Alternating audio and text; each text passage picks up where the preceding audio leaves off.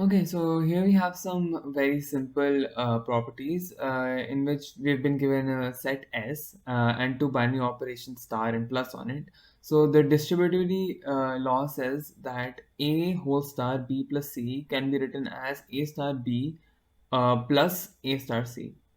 That's pretty straightforward. And same with the cancellation property. It says that for any set S and A comma B comma C belonging to S, A star B is equals to A star C can give us B is equal to C, or B star A is equal to C star A can give us B is equal to C. Now, if we take this example of Z is the set of integers, multiplication and addition, then the distributivity law, if we see the LHS, it's 2 into 3 plus 4, which gives us 2 into 7, which gives us 14. Now, if we look at the RHS, it's 2 into 3 whole plus 2 into 4. So that's 6 plus 8, 14. Either way, the answer is correct, so this law has been proved. Now for cancellation, we've been given LHS is equals to A star B, so that becomes A into B, which is 2 into 3, and RHS is A into C, which is equals to 2 into 3. Therefore, this can only be true if B is equals to C, therefore this property has also been proved. Moving on, now we have subgroups. Now let G comma star be a group and H is a subset of G. So for H to be a subgroup of G, it has to satisfy these three properties. So the first one says, first one is the closure property. So for any A comma B belonging to H, A star B must also belong to H. We've already studied that in groups before, it's the same thing.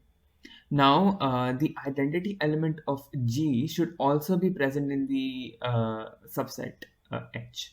For it to be a subgroup, this is a very important property. Now, thirdly, for any A belonging to H, the inverse of that element must also belong to the group H. If the inverse of any single element is not present in the subset H, it will not be a subgroup.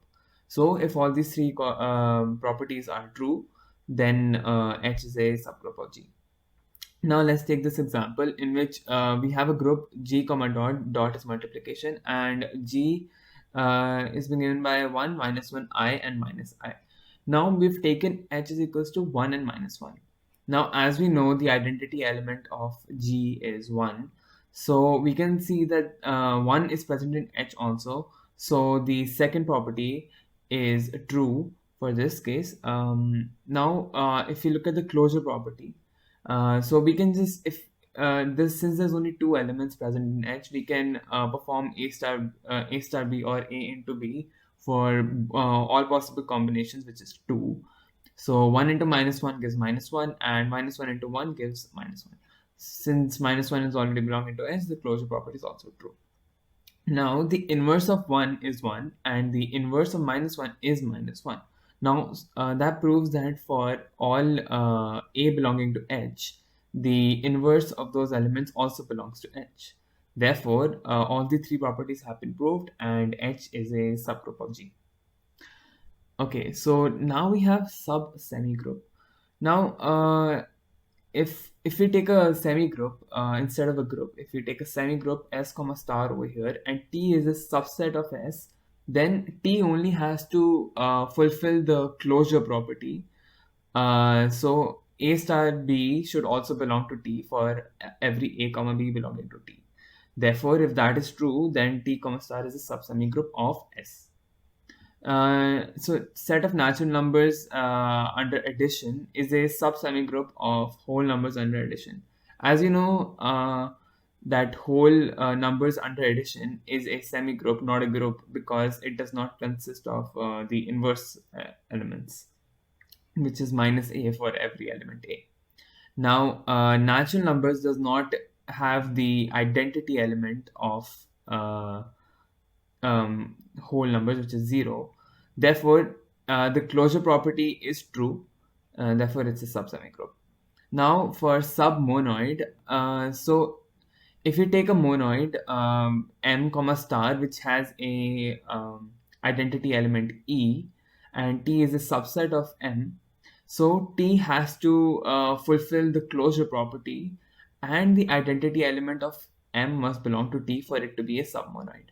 So basically, from sub semi group, the only condition that differs is that the identity element of M must also be present in T for it to be a submonoid. Okay. Moving on, we have homomorphism. So in this, we've been given two algebraic expressions, x comma dot and y comma star. Now, okay, first we should know what a binary operation is. So any operation which satisfies the closure axiom is a binary operation. Simple as that. Now, in homomorphism, what we do is we've been given a mapping or a function g from x to y. So for it to be called a homomorphism, the condition that must be satisfied is this. So g of x1 dot x2, and dot is the operation under x and star is the operation under y. So g of x1 dot x2 must be equal to g of x1 star g of x2 for all x1 comma x2 belonging to x. So this is a mapping, so we check from all the elements of x. So this is a very simple condition for it to be a homomorphism.